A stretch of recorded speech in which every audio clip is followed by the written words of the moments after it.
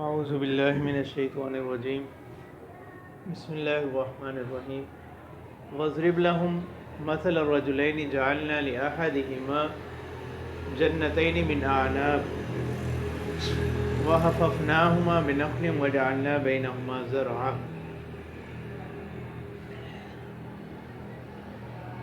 اب یہاں سے ایک مثال بیان کی جا رہی ہے، کیا ہے کہ بعض مفسرین فرماتے ہیں کہ بنی اسرائیل کے دو بھائیوں کا ذکر ہے، بعض فرماتے ہیں کہ مکہ کے دو لوگوں کا ذکر ہے،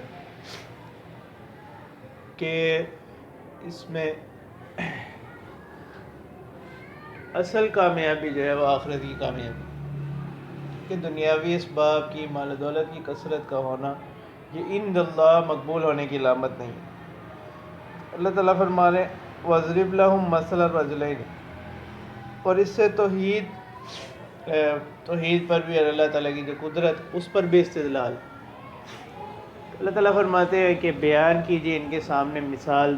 دو لوگوں کی، جعلنا لأحدہما جنتین، کہ بنائے ہم نے ان میں سے ایک کے لیے باغات، من اعناب، انگوروں کے، وحففناہما بنخل، اور ہم نے ان کو گھیر دیا کس کے ساتھ؟ کھجوروں کے ساتھ، وجعلنا بینہما زرعا،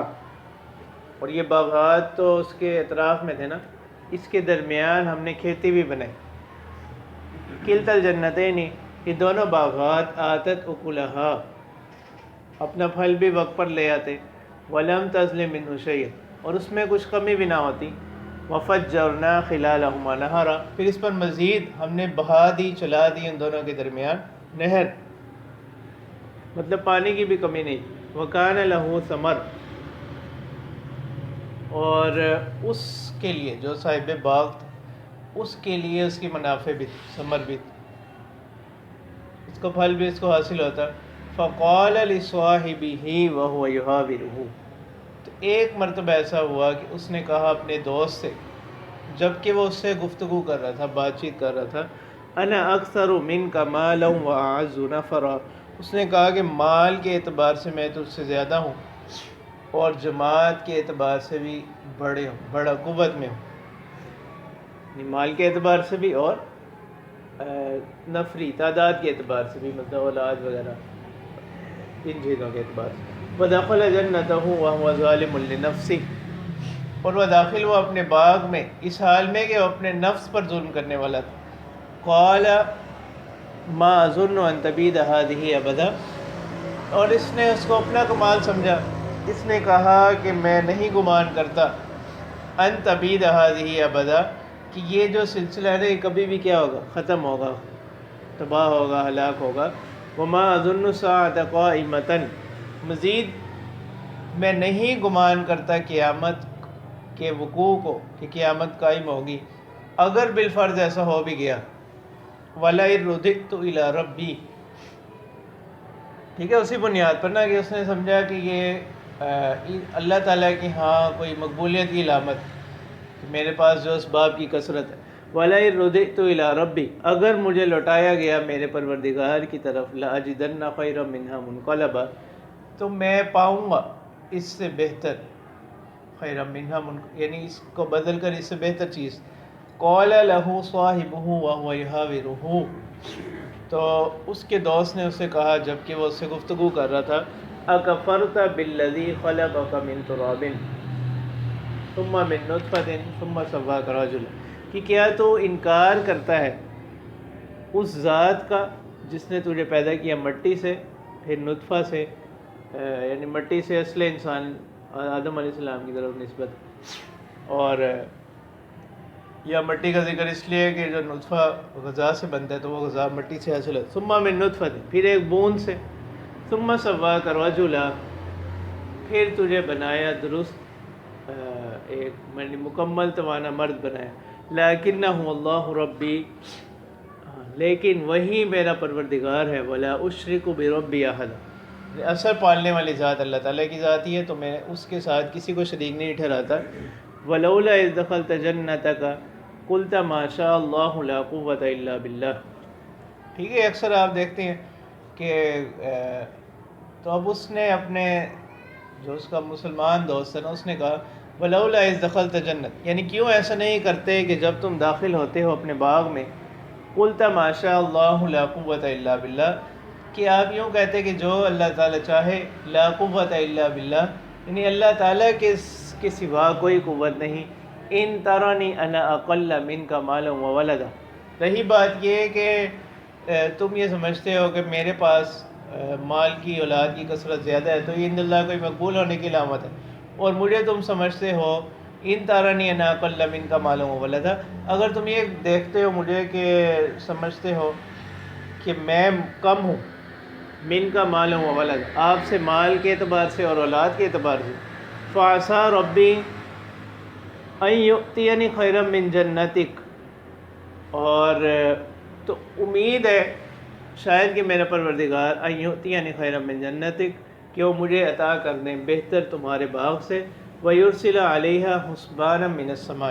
اور یہ جو باغ ہے نا جس پر تم فخر کر رہے اترا رہے، اس پر اللہ تعالیٰ بھیج دیں کوئی آفت، ٹھیک ہے، حسبان، کوئی آفت، کوئی عذاب آسمان سے، فتصبح صعیدا زلقا، تو اب یہ کیا ہو جائے گا، چٹیل میدان بن جائے گا، یعنی بالکل ہموار زمین ہو جائے گی، او یصبح ماؤها غورا، یا اللہ تعالیٰ خشک کر دیں اس کے پانی کو، اللہ تعالیٰ یہ پانی سے خشک ہو جائے، یصبح ماؤها غورا، یہ اس کا پانی کیا ہو جائے، خشک ہو جائے، ماؤها یصبح کا اسم ہوگا، فلن تستطیع له طلبا، پھر تم اس کو دوبارہ تلاش نہ کر سکو، یعنی پانی اس طرح خشک ہو جائے جیسے پیچھے فرمایا گیا نا وفجرنا خلالہم انہارا، تو پھر تم پانی کو تلاش بھی نہ کر پاؤ، ڈھونڈ کر بھی اس کو واپس نہ لا سکو، وَأُحِيطَ بِثَمَرِهِ تو اب کیا ہوا، اللہ تعالیٰ کی طرف سے عذاب آیا، وَأُحِيطَ بِثَمَرِهِ، اس کے باغ کو کیا کر لیا، پھلوں کو گھیر لیا گیا، فَأَصْبَحَ يُقَلِّبُ كَفَّيْهِ عَلَى مَا أَنفَقَ فِيهَا، تو وہ کیا کرنے لگا، يُقَلِّبُ كَفَّيْهِ، یعنی اپنی ہتھیلیاں ملنے لگا، جیسے کہ انسان عام طور پر مصیبت کے وقت میں، پریشانی کے وقت میں کرتا ہے، عَلَى مَا أَنفَقَ فِيهَا، یعنی افسوس کے ساتھ اپنی ہتھیلیاں ملنے لگا، کس بات پر، عَلَى مَا أَنفَقَ فِيهَا، اس پر جو اس نے اس میں کیا کیا، خرچ کیا، وَهِيَ خَاوِيَةٌ عَلَىٰ عُرُوشِهَا، اور اس حال میں کہ وہ جو تھا نا باغ وہ اپنی بنیادوں پر کیا ہو گیا، گر گیا، وَيَقُولُ يَا لَيْتَنِي لَمْ أُشْرِكْ بِرَبِّي أَحَدًا، تو اب اس نے کہا کہ کاش کہ میں اپنے پروردگار کے ساتھ کسی کو شریک نہ ٹھہراتا، وَلَمْ تَكُن لَهُ فِئَةٌ، اور نہ ہوئی اس کے لیے کوئی ایسی جماعت، يَنْصُرُونَهُ مِن دُونِ اللَّهِ، کہ وہ اس کی مدد کرتے اللہ کے سوا، وَمَا كَانَ مُنتَصِرًا، اور نہ ہی اس کی مدد کی گئی، یعنی نہ تو اس کے لیے کوئی مددگار بنے، نہ وہ خود اپنے مدد کر سکا، هُنَالِكَ الْوِلَایَةُ لِلَّهِ الْحَقِّ، اب یہاں پر کیا ہے، یعنی کارسازی ہے، مکمل حمایت ہے کس کی طرف سے، اللہ ہی کی جانب سے برحق ہے، هُوَ خَيْرٌ ثَوَابًا، وہ بہترین جزا دینے والے، وَخَيْرٌ عُقْبًا، اور بہترین انجام دینے والے، ٹھیک ہے۔ اب یہاں پر جو تو یہ جو آیت مبارکہ نا 39، ولولا اذ دخلت جنتک قلت، ٹھیک ہے، تو اب اسی اکثر آپ دیکھتے ہیں کہ جو لوگ مکان وغیرہ بناتے ہیں، گھر بناتے ہیں، دکان بناتے ہیں یا کوئی عمارت، اس پر یہ جو ماشاءاللہ اس قسم کے کلمات لکھے ہوتے ہیں وہ اس آیت مبارکہ کی، ٹھیک ہے، یا ماشاءاللہ لا قوت الا باللہ، تو اس آیت مبارکہ کی، اور اسی وجہ سے مفسرین نے فرمایا کہ جو شخص اپنے گھر میں، باغ میں، یا جو بھی اس کو کاروبار وغیرہ ہو وہاں پر داخل ہوتے وقت یہ آیت پڑھ لے تو وہ گھر، وہ کاروبار، دکان وغیرہ وہ ہلاکت سے کیا رہتے ہیں، محفوظ ہو جاتے ہیں۔ وَاضْرِبْ لَهُمْ مَثَلَ الْحَيَاةِ الدُّنْيَا، اب اسی حوالے سے ایک اور مثال دی جا رہی ہے، دنیا کی زندگی کی اس کی حیثیت کو بتلایا جاتا ہے، ٹھیک ہے، پھر اس میں گزشتہ آیات میں آپ صلی اللہ علیہ وسلم کو بھی خطاب کیا گیا تھا نا، وَلَا تَعْدُ عَيْنَاكَ عَنْهُمْ تُرِيدُ زِينَةَ الْحَيَاةِ الدُّنْيَا، تو اللہ تعالیٰ فرما رہے ہیں وَاضْرِبْ لَهُمْ مَثَلَ الْحَيَاةِ الدُّنْيَا، آپ اے پیغمبر بیان کیجئے ٹھیک ہے، یہاں ضریب کا معنی بیان کرنا. ان کے سامنے دنیا کی زندگانی کی مثال کمائن انزلناہ من السماء، جیسا کہ وہ پانی جس کو ہم نے اتارا آسمان سے، فاختلط بہ نبات الارض، اس کے ساتھ مختلط ہو گئی، مل گئے زمین کی جو ہے جڑی بوٹیاں، فاصبح حشیما تذروہ الرياح. مطلب وہ فاختلط بہ نبات الارض، یعنی ایک مرتبہ تو زمین کی جو پودے تھے نا وہ اس کے ذریعے سے کیا ہوگا، نمایاں ہو گئے، پر رونق ہو گئے. فاصبح حشیما، پھر وہ کیا ہو گئے، خشک ہو گئے. ایک مرتبہ تو ایسا ہوا کہ وہ بالکل لہلہانے لگے، بالکل تیار فصل ہو گئی، لیکن اچانک کیا ہوا، فاصبح حشیما، وہ خشک ہو گئے، بالکل چورا ہو گئے. تذروہ الرياح، یعنی بالکل ریزہ ریزہ ایسا ہو گیا کہ اس کو ہوائیں کیا کرتی ہیں، بکھیرتی ہیں، ادھر ادھر اڑاتی ہیں. وَكَانَ اللَّهُ عَلَىٰ كُلِّ شَيْءٍ مُقْتَدِرًا، اور اللہ تعالیٰ ہر چیز پر قادر ہے. تو یہ مثال ہے دنیا کی زندگی. ٹھیک ہے، تو اس لیے کوئی اسباب کی کثرت سے، مال و دولت کی کثرت سے دھوکے میں نہ پڑے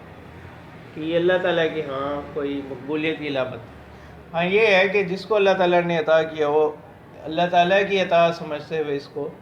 یعنی اس پر شکر کرے، اس کو خیر کے کاموں میں خرچ کرے، معصیت کے کاموں میں خرچ نہ کرے. المال والبنون زینت الحیات الدنیا، مال اور اولاد یہ کیا ہیں، دنیا کی زینت، دنیا کی زندگی کی زینت. ٹھیک ہے، اس سے مراد وہ مال اور وہ اولاد جو مطلب دنیا کی زندگی میں زینت سمجھے جاتے ہیں. تو اگر انسان ان کو اچھے مقاصد کے لیے استعمال کرے گا تو یہ آخرت میں بھی اس کے لیے کیا بنے گی، زینت بنے گی، کہ جیسے حدیث میں اس بات کا تذکرہ موجود ہے. والباقیات الصالحات، اور باقی رہنے والی نیکیاں، خیر عند ربک ثوابا، وہ خوب ہیں، بہتر ہیں آپ کے پروردگار کے ہاں جزا کے اعتبار سے، خیر عملا، اور خوب ہیں امید کے اعتبار سے. ٹھیک ہے، حضرت علی رضی اللہ تعالیٰ نے فرمایا کہ مال اور اولاد یہ دنیا کی کھیتی ہیں، جبکہ اعمال صالحہ جو ہیں یہ آخرت کی کھیتی ہیں. وَيَوْمَ نُسَيِّرُ الْجِبَالِ، اور باقیات الصالحات یعنی باقی رہنے والی نیکیاں،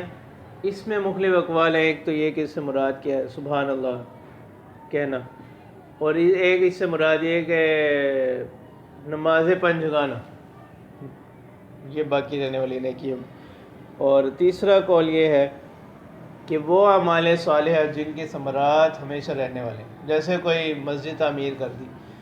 ٹھیک ہے، کہیں پر کوئی نلکا لگوا دیا، کوئی اور خیر کا کام کر لیا جس کا سلسلہ جاری رہنے والا ہو. ٹھیک ہے، نیک اولاد جو بعد میں اس کے لیے دعائیں خیر کرتی رہے، ایسے شاگرد تیار کر دیے جو بعد میں اس کے لیے کیا کرتے رہے، مطلب ایصال ثواب کرتے رہے. تو یہ باقی رہنے والے اعمال. تو جو بھی جب تک وہ سلسلہ چلتا رہے گا پہلے شخص کو اس کا جزا، اس کا ثواب جو ہے وہ حاصل ہوتا رہے. ٹھیک ہے، مثلا اسی طرح کسی استاد نے شاگردوں کو پڑھایا تو وہ جب تک آگے، پھر وہ آگے ان کے شاگرد. تو یہ ہے باقی رہنے والے اعمال، ایسے اعمال جن کے ثمرات ہمیشہ رہنے والے. وَيَوْمَ نُسَيِّرُ الْجِبَالِ، چلے بس یہاں تک ہی کافی.